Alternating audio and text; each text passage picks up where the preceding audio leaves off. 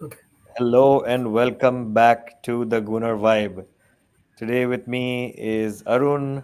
Glad to have him here. He's in a different time zone, but we made sure we coordinated because today I think we had to do a recording because today's result was, I think, beyond expectation, even for any Arsenal fan. So let's jump in straight here. First reactions from you, Arun, before we go into the halves, the team selection halves, and then the conclusion. What's your first reaction when you saw those many goals going in, even in the first half? Yeah, well, first of all, thanks. I'm glad that we are able to get this uh, started. Uh, Very excited. As soon as the game started, I thought it would be very tight. It seemed like West Ham will be in the low block as usual. They were pressing with Bowen up high, but as soon as we got the first goal in, I think it was Saliba who scored the first goal. I didn't expect Arsenal to score that many goals. I thought maybe if we get another goal, maybe three goals, that would have been enough. But we were more hungry. We lost two games this season against West Ham.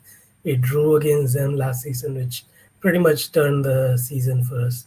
So it was revenge time. So I was really happy the way we didn't let our guard down. Even after the second half, we were still get going strong. So really impressive display. Really good display because you could never get a sense that West Ham could get out of their box and do anything against our defense. So kudos to the team. Right. I mean, absolutely bang on. Uh, Arsenal looked more hungry today, and I felt like the two defeats against West Ham this season, and also primarily the defeat that happened, like the draw that felt like a defeat last season, which kind of derailed our title race in the same two fixtures, Liverpool and West Ham. I think we have corrected those wrongs this season, and I think it was in the back of the minds of the players, and especially Saka when he took the penalty. Right, his penalty miss last season, which was which is what caused like West Ham to come back, and I think that was very important and vital. That second goal to put the game, put some breathing room between us and West Ham. So amazing first half. But just before even we conclude the first half, anything that you thought? I mean, we had a depleted squad today. I mean, we had the strongest 11, but what did you think of the bench? I mean, like we virtually had no like we had only a couple of senior players on the bench, and we had to bring in all these youngsters. How concerning is that for us? Apart from the result, of course, which was amazing today. What do you think about that? Um, I think the bench is a little bit of a concern.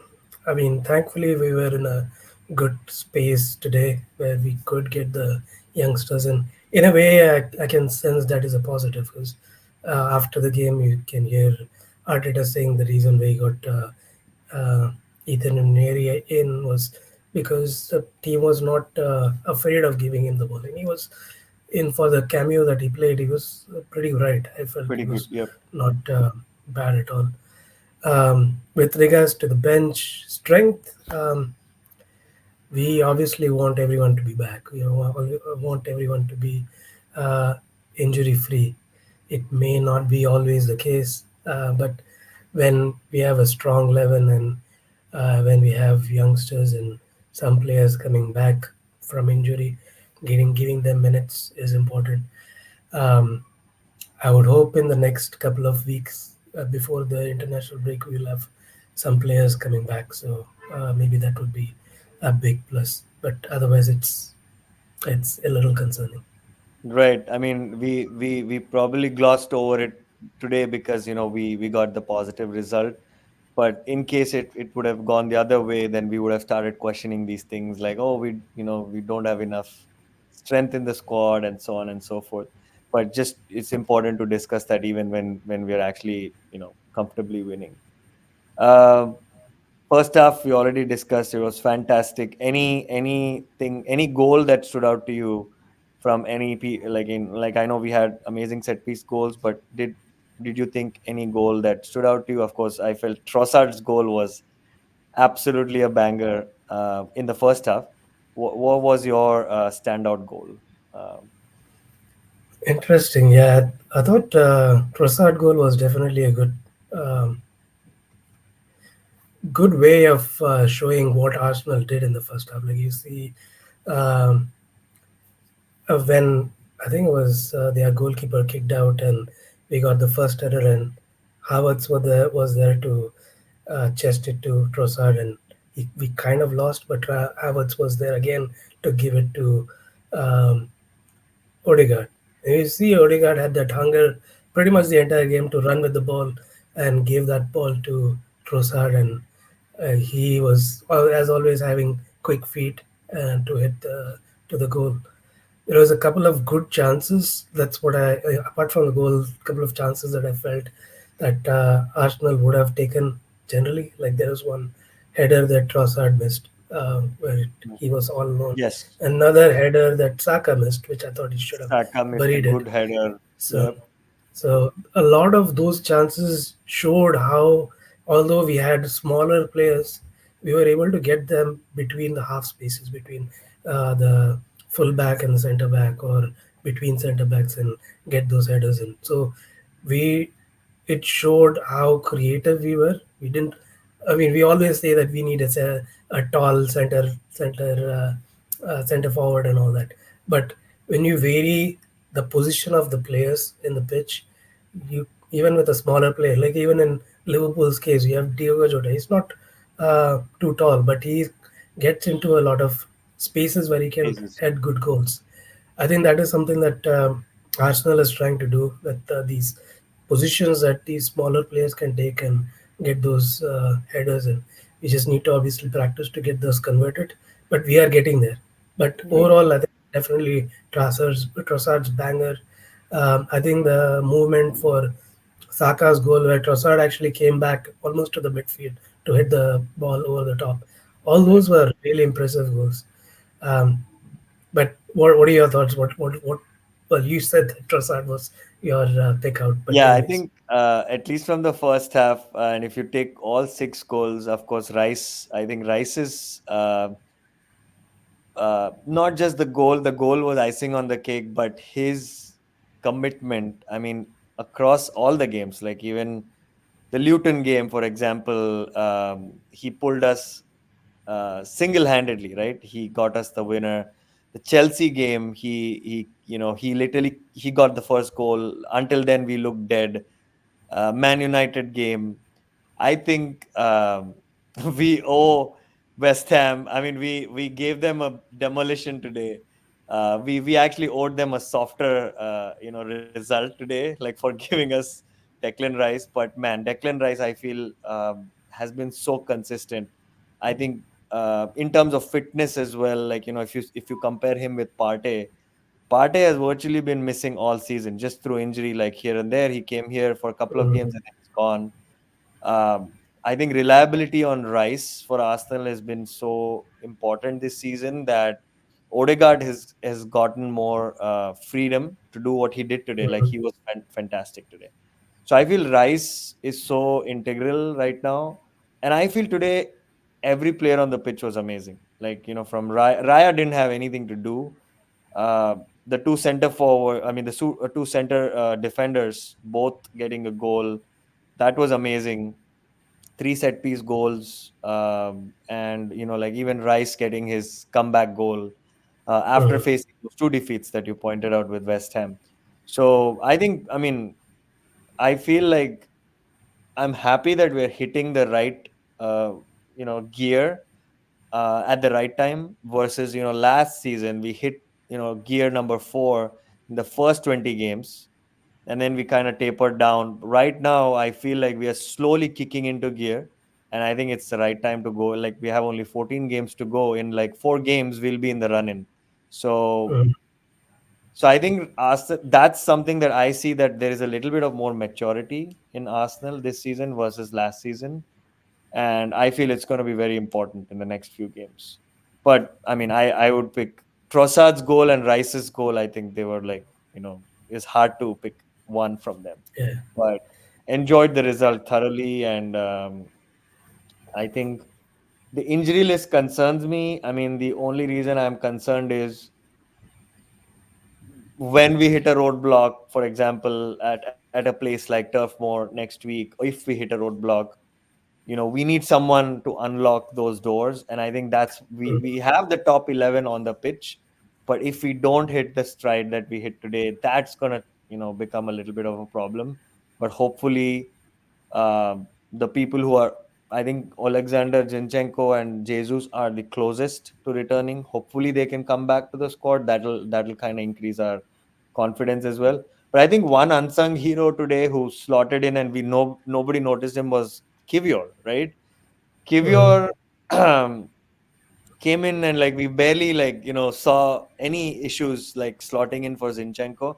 I think he deserves credit as well. Like coming in with like lack of experience, he has shown maturity, and I feel our defense is solid right now. If you see the last four games, we conceded I think one goal, and we have scored yeah, 16, and mm, that's a fantastic stat. Like I mean, yeah, so second yeah. half, what we did, Definitely, yeah, Kivier was very impressive. Like if you think about it, the shape of our defense was also different. We yes, saw White overlapping a little bit, but at some points he was actually tucking in. Like he was more of a midfield rather than a right back. And Kivier was a third defender, so third defender, yeah, you could we you kind could of played like sense three center halves, yeah, three centre halves, yeah. and Rice was the two pivot. It was impressive because if you think about it, Kudus was really good in the last game against us. Yes, he He he. didn't I really think have a he took the game away from us, yeah. especially the one at the Emirates. I think we were. I mean, if you compare the stats, we had 25 shots on goal. Today also we had 25 shots on goal. I think the problem was just the last conversion, but I think the West Ham game I had no complaint about. Meaning the one at the Emirates. Mm, I think the only the issue which we had was actually the Fulham game. But West Ham game we were actually quite impressive, very similar to today's game, but it's just we missed the like we lacked the final third. But today we kind of like if we had scored three goals in that game, winning it 3-2, and winning today 3-0, it would have still been really good. But I think the 6-0 today is, I think it builds confidence for everyone in the team and the club. I think, and I felt one more observation today before we go was with all the celebration police hitting out at Arsenal today, the way they celebrated in a very subdued manner, I think that showed maturity from Arsenal. They didn't mm, do too much of celebrations. They just once went to the away fans. They just clapped and they went back. They're like, game over. Let's go back. mm, Let's go on to the next game. And I think that showed that we are here not just for a flash in the pan. We are here for the long run, right? So I think I'm mm. impressed by that unspoken, like showing the maturity by not saying anything. I think that was a sign of that as well. Yeah, yeah, definitely. We want our players to be mature, but at the same time enjoy it. Like us Yeah, fans needs to enjoy, the team needs to enjoy. These are important games. Obviously, the games against the top six is more vital as the team goes or the season goes on. All these games are also very important. West Ham, the season yeah, has been pretty good overall. They are a top 10 team. However, we have important games coming up. We have away games against Spurs, Man City, Man we have United Wolves remaining. away. Yeah, so Yeah, tough games coming up. Like you mentioned at the start, getting all those injured players back would be very, very important. Um, we have a important Champions League game coming up as well, so we will need some rotation. Hopefully, that's the case next weekend, where we can play Burnley with maybe Jorginho instead of Rice, and do some rotation up front also. Um, but otherwise, I feel the team is be gone to its stride. Like we had a poor back end of last year, 2023. We lost those 3 games, but it's been very impressive since that winter break. We've been doing pretty gradual improvements, but it's you can actually see what Arteta is trying to do. There is he's been manipulating the position of strikers like Havertz in the previous game, Trossard this time. The midfield it constantly changes. There is no exact planning a team can do as to which midfield will be, who's going to be up front, who's going to play where. But Right. Arsenal has been dominating these games through the season. But now you can see we are also converting. We are doing being more aggressive. As soon as we lose the ball, you can see 2, 3 players actually getting behind and getting the ball quickly. Right. So No, I think we that are that is a very good great in observation. Yep, that's a great yeah. observation. Final take on today's game, and as you already we did speak about it. Next, three games, right? So we have Burnley away, uh, Porto away, and then Newcastle home. What's your take on those three games? And then, of course, as you said, second half we do have tough away games. We have Man City away, we have Man United away, we have Wolves away, and we have Brighton away. At least these four are like bigger than there might be some others, but what are your thoughts on the next three games, and what do you think about these big places to go? That that actually Man United is the second last game, which is more worrisome because Mhm, we might be going for the title, and that's a huge game at Old Trafford. So, mhm. what are your thoughts on both those things? One, which is the short term, next three run of games, and then what's the long term? How would you manage those run-ins if you were Arteta? Well, if I was wanted, I would probably just be looking at the next team rather than 3 games, 7 games, because that's how he's developing the team. He's just making them focus on the next team, which is Burnley. If I was planning ahead, I'd probably make sure that they have some. Burnley is, I would say, comparatively easier game. We played them earlier, and it felt very straightforward win for us. So I hope that is what is going to happen next, where we just Right. play our easier midfield partnership and get those wins. Maybe that's one of the reasons why he got El Nili in instead of Jorginho. I think I don't know Jorginho if was injured Jorginho as is well injured. today. Yeah. So Yeah. if Jorginho is back, I would say Jorginho should come in. Maybe El Neni can partner him. Maybe if Tomiyasu is back, I'll probably get Tomiyasu in instead of Ben White so that there is rotation there. Because I Right. would want a stronger team against Porto. We would not want to risk um, Ben White or Asak or anyone getting injured in these games and not be available in Porto. Right. I would definitely want a revenge against Newcastle. Obviously, we had got the Yeah. revenge today against West Ham. A 6-0 against Newcastle will be awesome at the Emirates. Yeah. Um, they have lost some players as well. So, and I think I saw a stat that Bruno Guimaraes is at 9 yellow cards. So if he Hmm. gets a yellow card, he is banned for the next 2 games. So which is one of the games is against Arsenal. Arsenal. Yep. So, That will be really so good.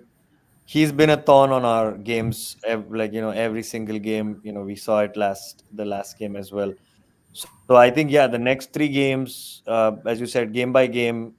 Luckily, Burnley have been out of form. They haven't gotten a win in the last 5+ games. mm, That should be, I think, fairly straightforward. But like you never know, Turf Moor has been sticky for us sometimes. As long as we come back with 3 points, I think that should be good. And I mean, just a glimpse on our rivals, right? Uh, Liverpool, they didn't win as comfortably against Burnley. Their opposition was Burnley, but they still came back with a win. But I think my one observation with City was City actually weren't as fluid, with Everton. And mm, 70th minute they got the first goal, and actually the goal itself was a little controversial because the corner itself shouldn't have stood. And I was very surprised that when they usually do a goal check, that was not checked, right? The corner should have never been, it was actually a goal kick. And then they scored, and then of course they got the breakaway, and then they ended up winning it. But what do you think about like comparing last year being a two-horse race and this year being a three-horse race? I see advantages in the three-horse race because the pressure is not on us at all right now, which is amazing. But what do you think? Who between City and Liverpool do you actually see? Considering Arsenal is not even a challenger. Sometimes some people are like, "Hey, we are not even going for the title." But who do you think is the main rival, and who looks more comfortable versus not in their stride between Liverpool and Man City? Yeah, I don't want to be a pessimist, but getting ourselves into conversation is obviously good in the title race. But a loss, a draw somewhere, you will see Tottenham, Man U playing really well. They'll be up in our heels really quick. I think 5 points behind. So if we lose or we draw, and a couple of games, and they're going to come back in that top three race pretty quickly. But having said that, Arsenal needs to be consistent. We have winning now. I would want us to continue winning, um, winning those big games against Liverpool and sorry, Man City is going to be difficult. Yeah. But we will also have to see what their fixture list looks like. Maybe Liverpool, Man City has a tougher game coming in the next So 10, Man 15 days. City, yeah, Man City played Chelsea next. I Yeah, mean, Chelsea is a flash in the we pan, never could go know. either Yeah, ways. yeah. And Liverpool play Brentford next. So Brentford Mm, could cause problems to Liverpool. And mm, after Chelsea for Man City is Brentford home. They already played away, and Brentford couldn't get the win. And then Liverpool host Luton. So I mean, the next two games for mm, those two teams as well look winnable. mm, And then when we play Newcastle, Man City play Bournemouth away, and then Liverpool don't play until Sunday, I think. So I mean, next mm. three games, it does look fairly easy for all three teams, and I think everyone will be looking at those fixtures. Um, like in a slot of three or like two games, and like there is a patch. I do see hope against Man City between March 17th and March 31st. Liverpool play Man City at Anfield, and then after a couple of games we play Man City at Etihad. So that's like a Mm. six pointer which could swing a lot, and everything will only happen, as you mentioned, if we stay consistent, right? So Yeah, let's get through February, and then when March hits, we'll probably talk about it. But I think today we covered a whole slew of topics apart from our win. And Arun, thank you for joining early in the morning, and we got this together. So thank you so much for all our viewers for watching the Gunner Vibe. Please support us, subscribe to us, share our videos to your friends and family, and keep subscribing and keep liking our videos so that our algorithm picks up on YouTube, and it gets more like visibility. So thank you so much today for joining, and let's talk to you guys. Let's talk to you, Arun, next week for the next game against Burnley. So talk to you guys soon. Thank you so much. Come on, you Gunners. thanks, Varun. Thanks.